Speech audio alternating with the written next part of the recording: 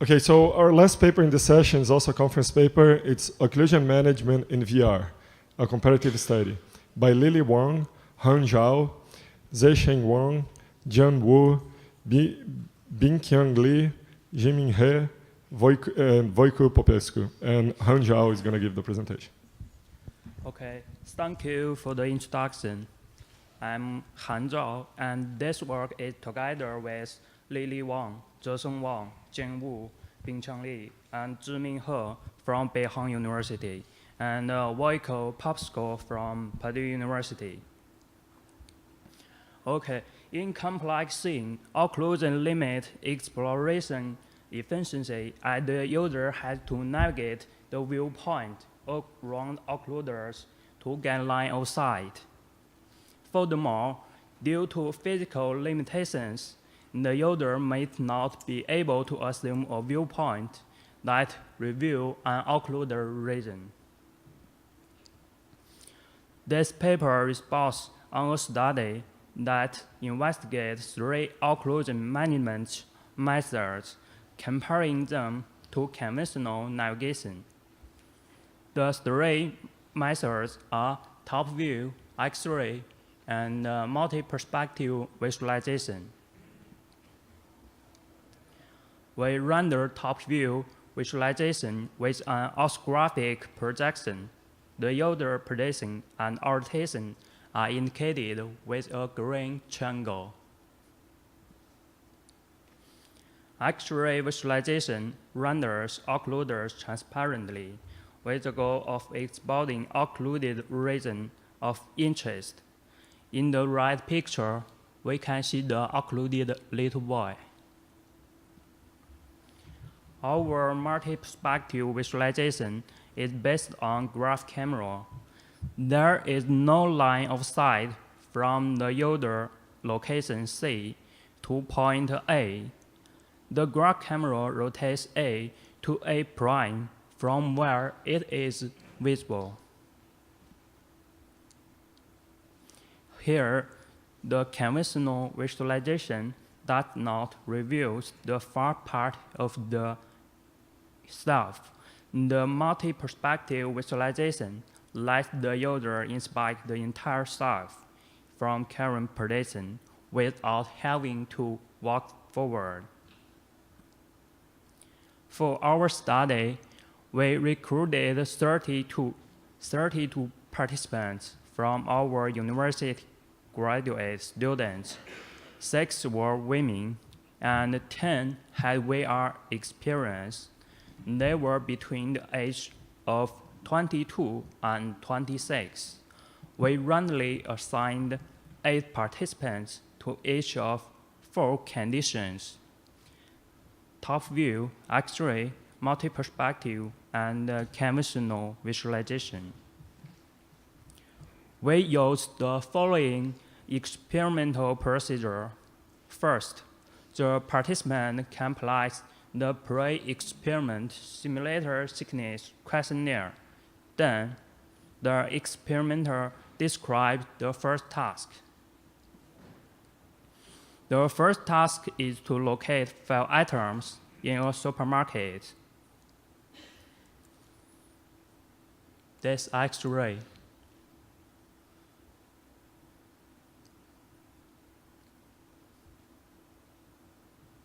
And this multi-perspective.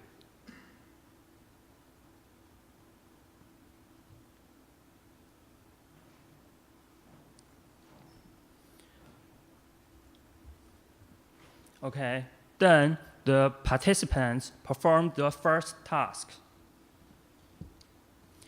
After 2 minutes of rest, the participants performed a spatial awareness test. We will describe this test later. After another 2 minutes of rest, the participant practices the second task for 5 minutes. The second task is to find 3 people in a virtual parking garage. Okay, this is X-ray.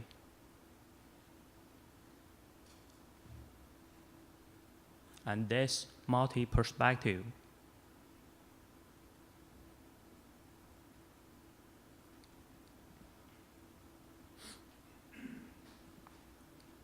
At step 8, the participants perform the second task. Then, after 2 minutes of rest, the participant performs a depth perception test. Finally, the participant completes the post-experiment questionnaire.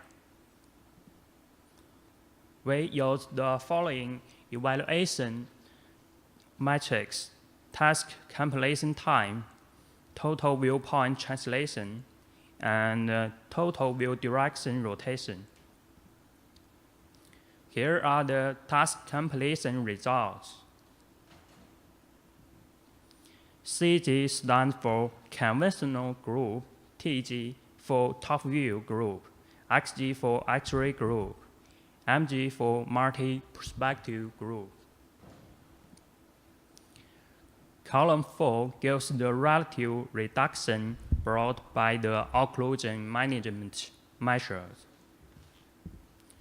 We analyzed the data using the t-test p-value and the coherence effects at D. The multi-perspective brought the largest benefits, and it was significant for VR task 2. Here are the results for viewpoint translation. The multi-perspective group translated the viewpoint the least with significant differences, and the X-ray group was the runner-up. Here are typical participant trajectories while performing the Garasser task. The conventional trajectory solves confusion, as the stem region is visited multiple times, and the stem region remains unexplored. The X-ray and multi-perspective trajectories focus on the main alley, with occasional visits to the elves. Here is look at the view direction rotation. Multi-perspective reduces view direction rotation significantly. For VR2, all 3 techniques bring significant advantage. The top view does not help in the case of the supermarket scene. We also tested participants' spatial awareness and depth perception. For spatial awareness test, we use potting test. The participant starts at position O. For the conventional group, the participants is guided to A. They can see the gray target. Then they are guided to C. They are asked to point the green target. The angle between the correct direction and the pointing direction is a measure of spatial awareness error. For experimental group, they walk from O to B. They trigger disocclusion effect, and then they are guided to C. They are required to point the green target. We also tested depth perception using distance estimation. The participants stand at position O, and the red ball is always present 2 meters away from O. The green ball appears at one of 5 positions randomly, and the participant is asked to estimate the distance between the red ball and the green ball. For conventional group, the occluder is not present. Here are the pointing angle arrows. no differences was significant, which indicates that none of the disocclusion methods induce a significant loss of spatial awareness over conventional. Actually improved over conventional, but the improvement is small. For depth perception, no differences was significant again. Top view improves over conventional, probably due to the orthographic sampling that eliminates perspective for shortening. Multi-perspective visualization performed the worst.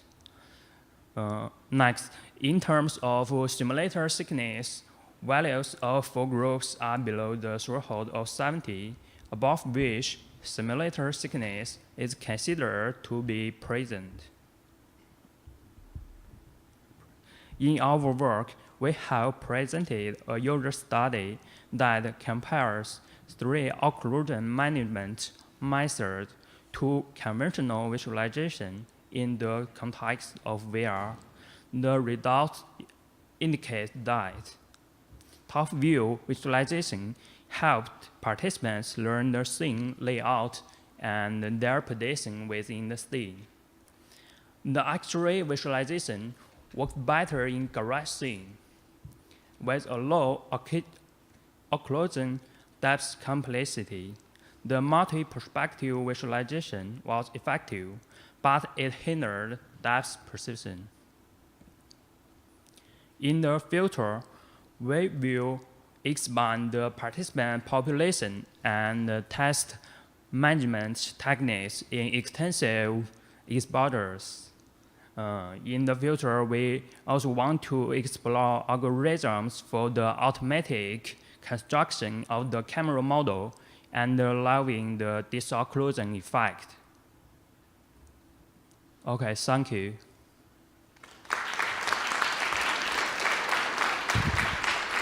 So we have time for questions. Step up the mic, please. Hi, it's me again, Tim Weiske from Bauhaus University of Weimar.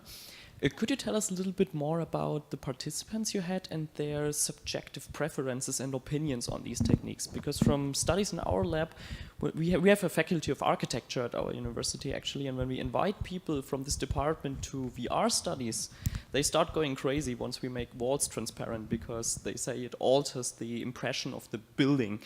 And I'd say this is even worse with multi-perspective viewing of the scene because it distorts the room. So do you have any subjective comments of your participants or any additional insights of where they came from and what their background is?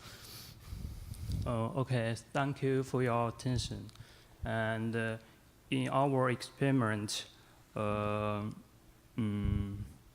we recruited 32 participants from our university and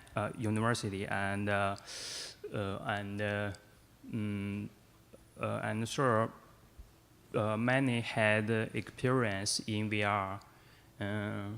But in the future, we will explore, expand the work and recruit more students from other fields and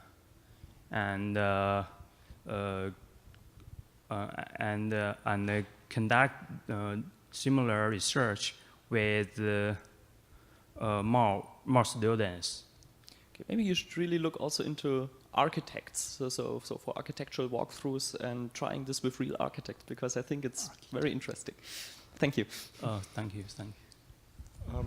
I do have a question. So for the X-ray and the multi-perspective techniques, the participants decided when to engage, right, and how to change the perspective, right? It was not automatic, right? So if they wanted to see with X-ray, they pressed a button or they did a command. Was that the case, or was it automatic always with the X-ray and with multi-perspective?